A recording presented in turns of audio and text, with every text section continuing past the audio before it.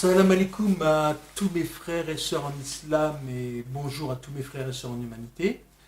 Je suis heureux d'être à nouveau avec vous pour cette deuxième vidéo sur mes écrits sur l'islam. Aujourd'hui, je vais lire et commenter un texte qui s'appelle Je vous embrasse d'amour, un poème.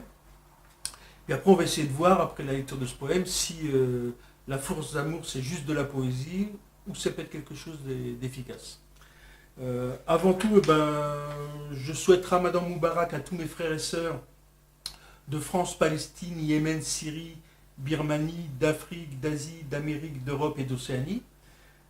Puissions-nous en ce mois de jeûne, par la grâce d'Allah, purifier nos corps et nos cœurs pour enfin nous unir et établir en nous et sur la terre entière un monde de paix, de justice et d'amour pour nous et nos enfants, Inch'Allah. Mes frères et sœurs, je vais vous lire ce poème et puis après je vais le commenter. Donc à la suite de ce poème, je vais vous lire le verset correspondant. Ce poème est extrait de mon livre Je vous embrasse d'amour, qui est ici, qui est composé d'écrits poétiques, politiques et philosophiques sur l'islam, agrémenté de versets du Coran. Donc je vous lis ce texte.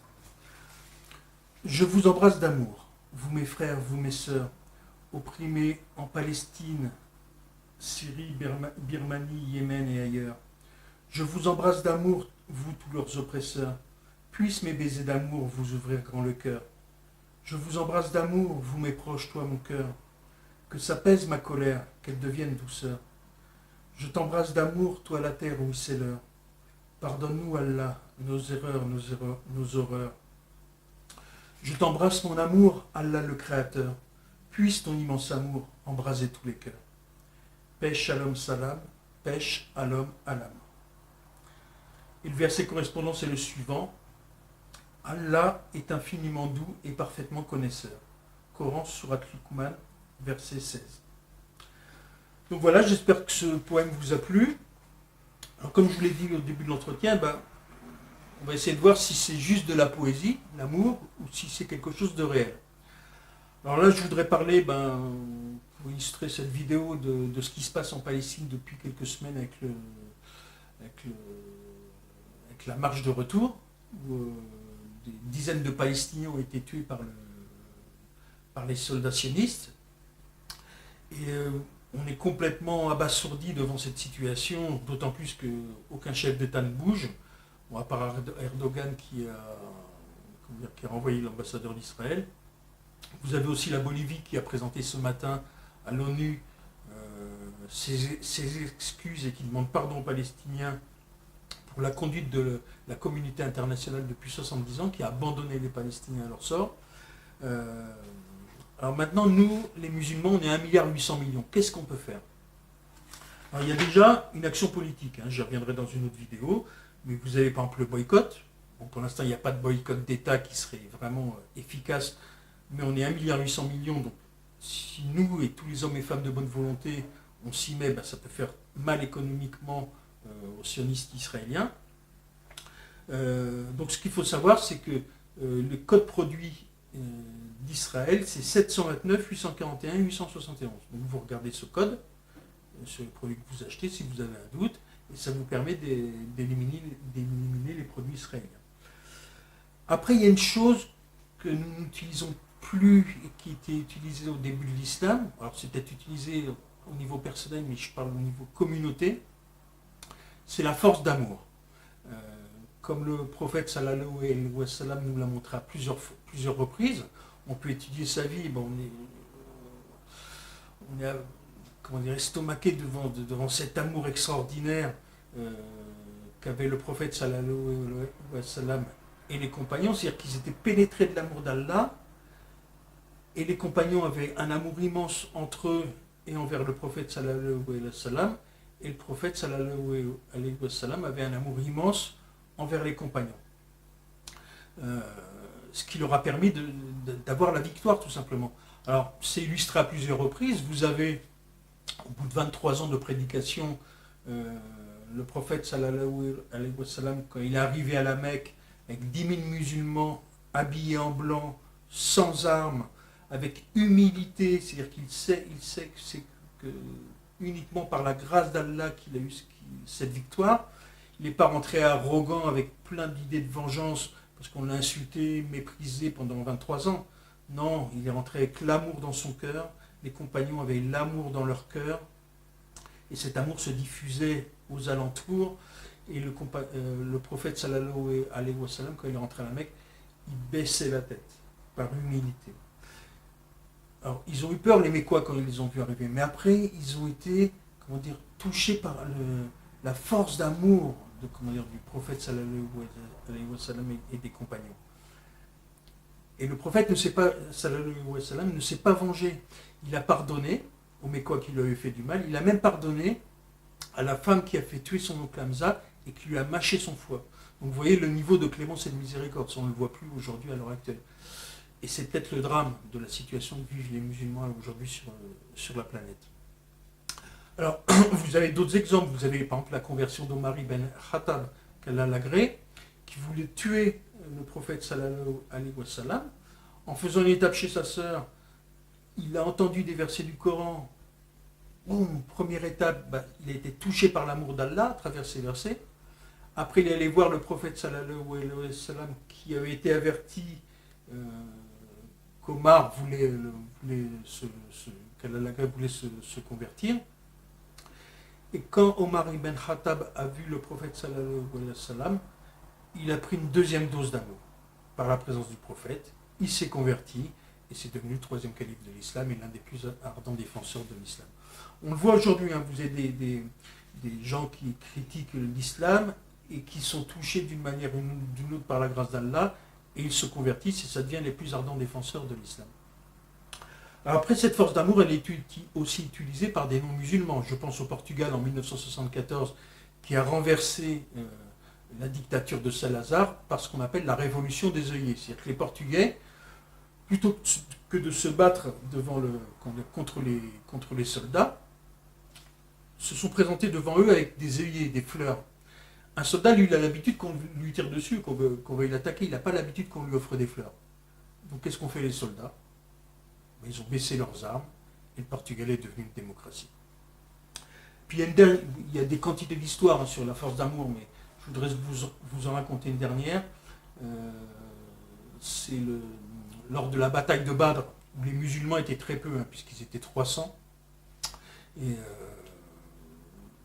sans armes, c'est-à-dire qu'il y avait un cheval, 6 épées, quelques bâtons, et uniquement l'amour des compagnons qu'Allah les agrée et l'amour du prophète sallallahu alayhi wa sallam qui était traversé par l'amour d'Allah et qui avait de l'amour entre eux. Et en face d'eux, il y avait une armée de Qurayshites, très bien armée, plein de haine, vociférant, insultant les musulmans. Donc ils étaient à peu près 1000, donc trois fois plus nombreux. Donc le prophète sallallahu alayhi wa sallam, quelle était la solution pour lui ? C'était de s'en remettre à Allah. C'était de compter sur l'amour d'Allah pour avoir cette victoire. Alors qu'est-ce qu'il a fait ? Il a lu un verset du Coran aux compagnons. C'est le verset suivant. Allah aime ceux qui combattent dans son chemin en rang serré, pareil à un édifice renforcé. Sourate As-Saf, verset 4. Donc il leur a lu ce verset, il a pris un bâton, il a tracé une ligne pour aligner les musulmans. Il leur a dit, on n'a pas d'armes, mais on a l'amour d'Allah. Donc on va obéir à Allah. Et un des compagnons, Souad, qu'Allah l'agrée, était en avant de cette ligne. Donc Souad, il était très pauvre, il n'avait pas de chaussures, il était torse nu, il avait juste l'amour d'Allah pour combattre les incroyants. Et le prophète sallallahu alayhi wa sallam, en passant devant lui a touché le ventre avec son bâton pour le faire entrer dans les rangs. Et là, le Souad qu'Allah l'agrée lui a dit, ô envoyé de Dieu, tu m'as fait mal, toi qui étais envoyé avec la justice et l'équité, rends-moi justice toi-même. Alors ça, je vous rappelle que c'est juste avant la bataille, c'est-à-dire que les adversaires sont à 500-600 mètres, et là vous avez des musulmans qui sont en amour. Donc le prophète sallallahu alayhi wa sallam se découvrit le ventre et dit à Sawad, fais-toi réparation. Là, Sawad a pris le prophète dans ses bras, il lui a embrassé le ventre, le prophète a pris Sawad dans ses bras, il lui a dit, pourquoi m'as-tu embrassé le ventre? Et Sawad lui a dit, cette nuit au Rasulallah, tu m'as visité en rêve. Tu m'as dit que j'allais mourir lors de cette bataille. Moi, je sais que tu vas aller au paradis, donc j'espère simplement que comme ma peau a touché ta peau, bah, que je vais rien que ce simple geste, que nos peaux aient été en contact, ça va me permettre de te suivre au paradis et d'éviter les flammes de l'enfer. Donc voilà un peu le niveau d'amour qu'avaient les compagnons, qu'Allah les agrée. Donc suite à ça, bien sûr, le prophète sallallahu alayhi wa sallam a prié Allah pour que Sawad soit avec lui au paradis. Et comme les musulmans ont obéi à Allah en étant rang serré comme dans le verset, Allah leur a apporté leur aide. C'est-à-dire qu'il leur a envoyé 3000 anges qui ont aidé les musulmans pendant cette bataille de Badr, et les musulmans ont eu la victoire. Donc voilà ce que c'est la force d'amour d'Allah. La force d'amour d'Allah, ça nous donne la victoire surtout, que ce soit pour nos problèmes personnels ou d'autres problèmes. Donc là, moi je pense à la situation en Palestine. Pourquoi il y a cette situation? Pourquoi nous sommes 1,8 milliard de musulmans et que rien ne se passe, que les musulmans sont opprimés un peu partout, alors qu'on a une force énorme, mais parce qu'on désobéit à Allah. Vous avez un verset d'Allah donc dans la sourate Al-Imran, verset 103, qui dit « Et ne vous divisez pas ». Et les musulmans sont divisés, ils sont divisés en sectes. Sunnites, chiites, salafis, etc., takfiristes, etc., etc. Donc cette division, ça profite aux ennemis de l'islam. C'est pour ça qu'en Palestine, ça ne bouge pas depuis 70 ans. C'est pour ça que vous avez en Yémen des musulmans qui tuent des musulmans. En Syrie, pareil. Vous avez l'Iran qui est l'objet des Russes. Vous avez l'Arabie, l'objet des Américains. Il faut arrêter tout ça. Nous sommes musulmans, nous sommes soumis à Allah. Donc, ce qu'on peut faire pour aider nos frères en Palestine, en Birmanie, au Yémen, enfin dans tous les pays qui souffrent, déjà c'est laisser rentrer l'amour d'Allah en nous. Donc c'est s'ouvrir à Allah, faire confiance à Allah, envoyer des pensées d'amour en Palestine, en Syrie, au Yémen, en Birmanie, sur la terre entière, et l'énergie conjuguée d'amour de 1,8 milliard de musulmans, plus tous les hommes et femmes de bonne volonté, ça aura de l'effet, Inch'Allah. Donc c'est pas en insultant les sionistes. Si on insulte les sionistes, on fait rien. C'est en envoyant de l'amour. Donc c'est ça qu'il faut qu'on travaille à ça, mes frères et sœurs. C'est laisser entrer l'amour d'Allah en nous.